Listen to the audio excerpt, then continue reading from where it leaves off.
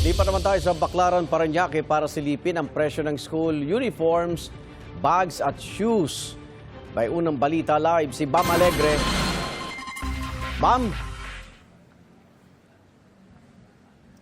Igan, good morning. Pasok ka na sa Lunes at alamin natin yung presyo ng mga school uniform pati ng ilang mga basic needs dito sa mga bilihan sa Baclaran, Parañaque.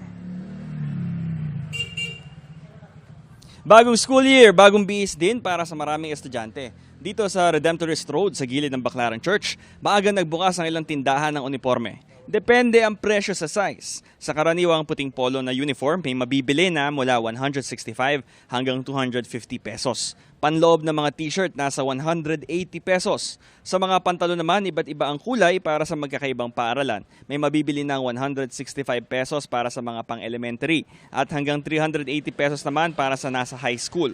May nabibili na rin mga sapatos depende sa size at quality. Makakapamili na mula 350 hanggang 500 pesos. Sa mga school bag naman, may mabibili ng backpack na may magandang design mula 385 pesos. Pwede pa raw tawaran ito. Meron ding trolley bags at na may mabibili na mula 980 pesos. Nagsimula na rin ang tag-ulan kaya tiyaking hindi mababasa sa ulan ang mga estudyante at baka magkasakit pa. May mga automatic na payong na pwedeng pagkasyahin sa bag sa halagang 100 hanggang 200 pesos. Ayon sa ilang nagtitinda, mahirap daw magtaas ng presyo dahil hindi malakas ang benta ngayong taon. Pakinggan natin yung pahayag ng ilan sa mga nagtitinda. Grabe tumal ngayon, sir. Magpapasok ka na sa Lunes, wala pa rin. Di tayo kikita sa ngayon. Mababa kasi matumal nga po, kaya ganun rin ang presyo. Yung noon po, saka ngayon, ganun pa rin po.